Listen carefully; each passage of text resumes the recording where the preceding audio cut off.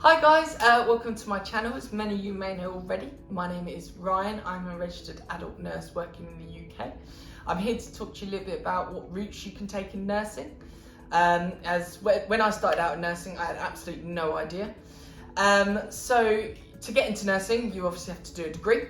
Well, in the UK you do. There are 5 types of degrees that you can do.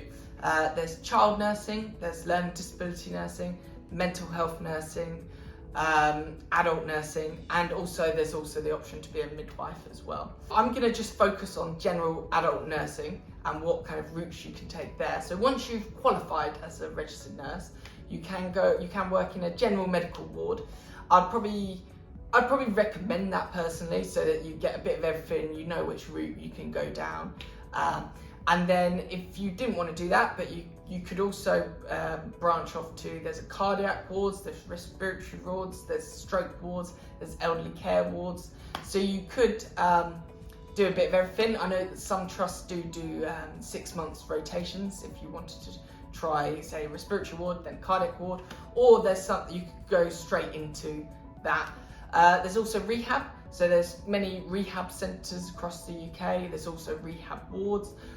This can be like stroke rehab. I've worked in stroke rehab and I've really enjoyed it. You kind of see the patients like day in, day out, and it's really good making banter jokes with them and just having a laugh with them, but also remaining professional while doing your job. But after a while, because you've known them for so long, you just know them really well, and that's really nice. But anyway, you could also go in A&E, sometimes called ED. That's where patients first get admitted in the hospital. Some people go there newly qualified. Other people get a bit of experience first before they go there, because you can get all sorts of things thrown at you, which can be challenging at times, but can be really fun as well. There are also the options to go into nursing homes. You could, if you quite like the idea again of seeing the same residents every day, and you quite like the idea of just that homely kind of feeling. There's GP practices, so you assist in GP with anything that needs to be done. You're seeing your own patients, and also there's pharmaceutical way. There's the clinical research associate role in the pharmaceutical kind of industry. There's also sales roles.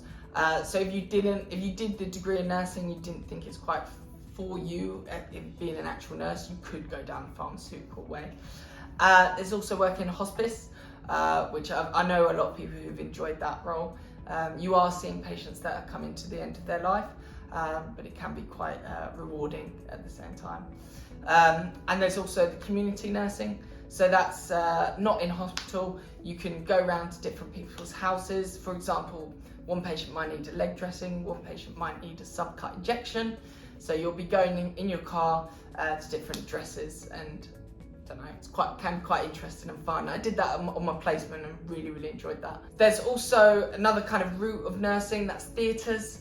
In theatres, there's the pre-operative, which is assessing the patient before they go for the operation, doing the risk assessments on them.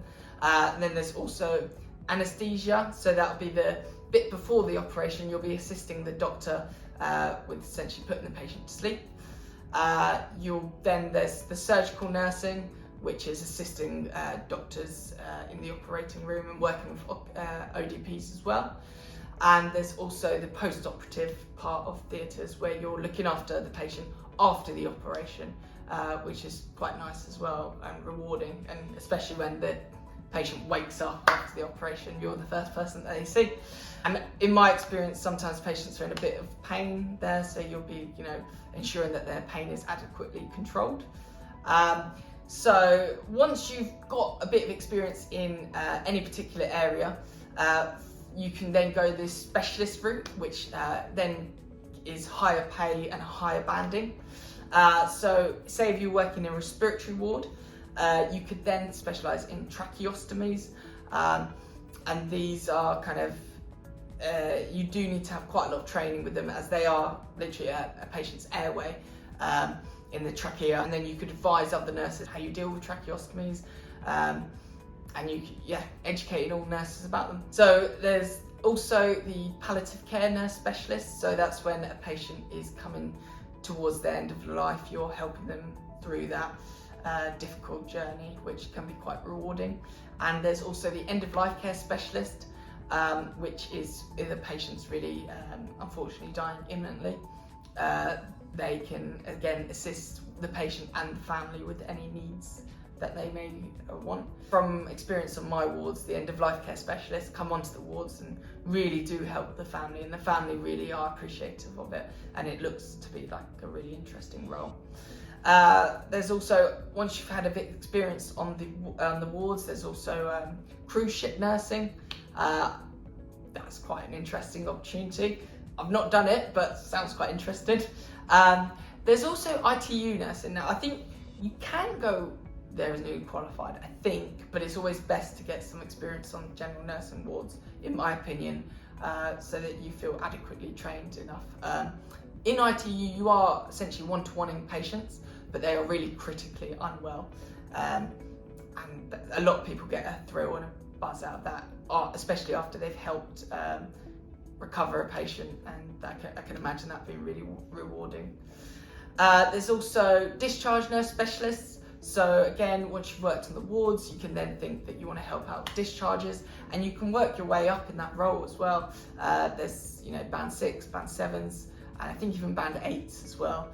And you're working with you're working all together with the wards, and you're trying to facilitate safe discharges to patients' house, or it could be nursing home, or it could be a hospice, and essentially you're helping out with that. There's cardiac nurse specialist, stroke nurse specialist, respiratory nurse specialist, and you're basically specialising in that area. I think most of them that I've seen are really band 6s and 7s. So that can be really interesting if you really kind of want to follow that pathway. For example, cardiac, if you're really interested in the heart, you can advise. I've seen cardiac specialists advise doctors, advise nurses, advise patients, and they're essentially the centre of the knowledge of the speciality. So there's also the management route. So you could be in general wards, and you can, or speciality ward, and you can essentially move up from a band 5 to a band 6. Band 6 nurse is a charge nurse or clinical sister.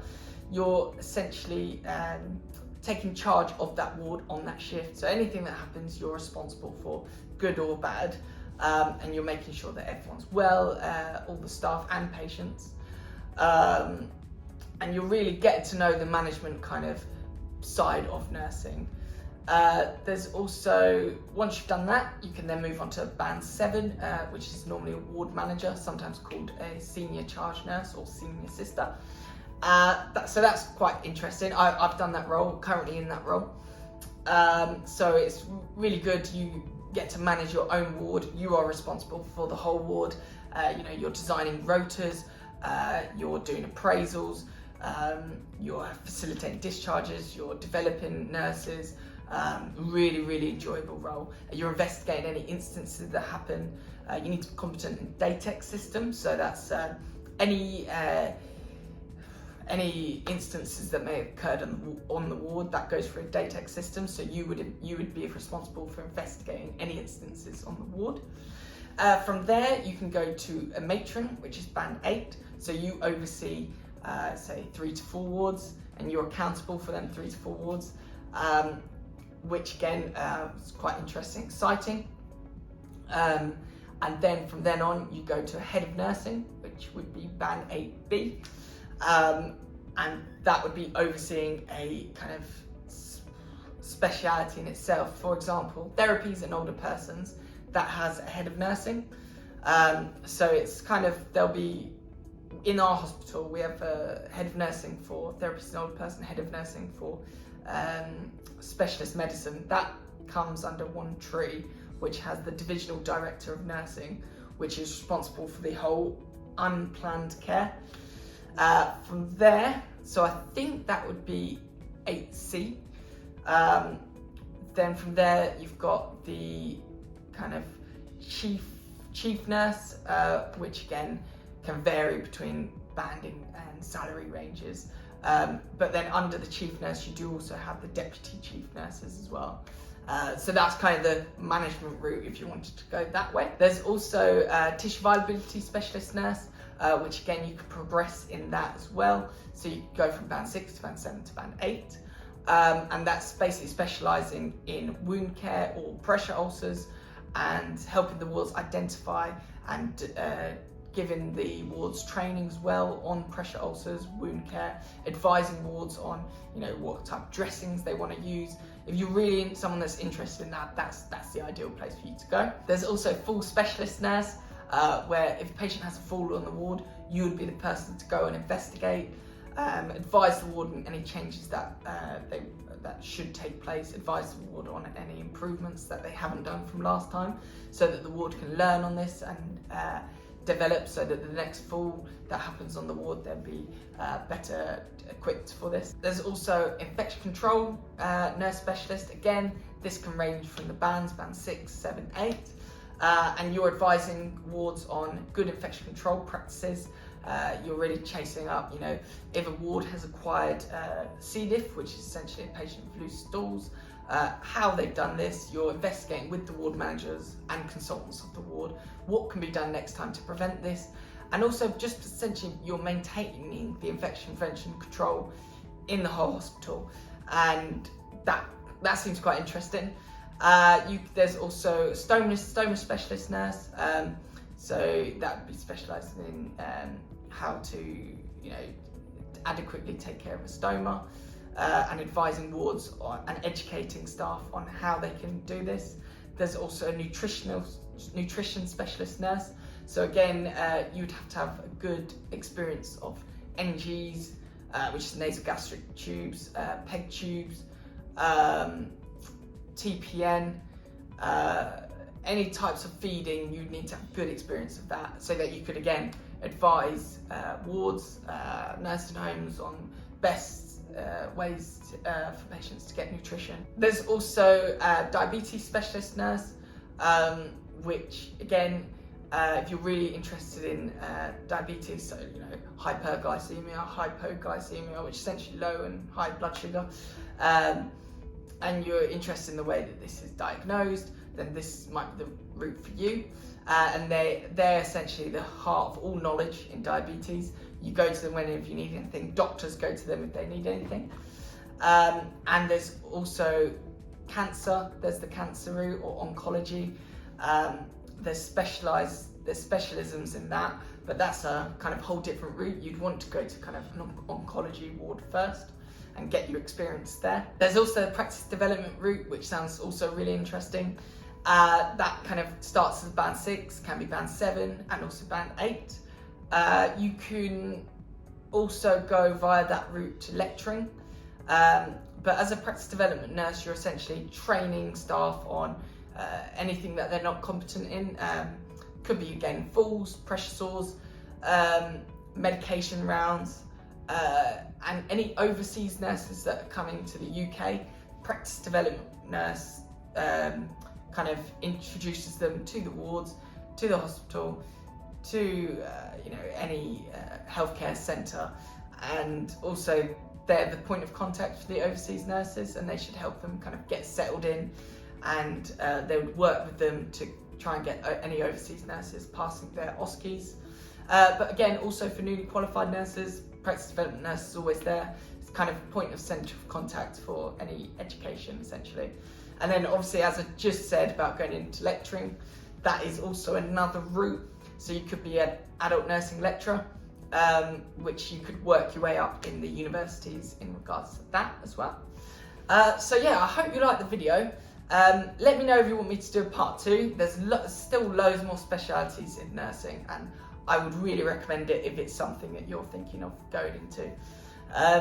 But yeah, thank you for watching. Please give me a like below and subscribe if you want to. Thank you. Bye.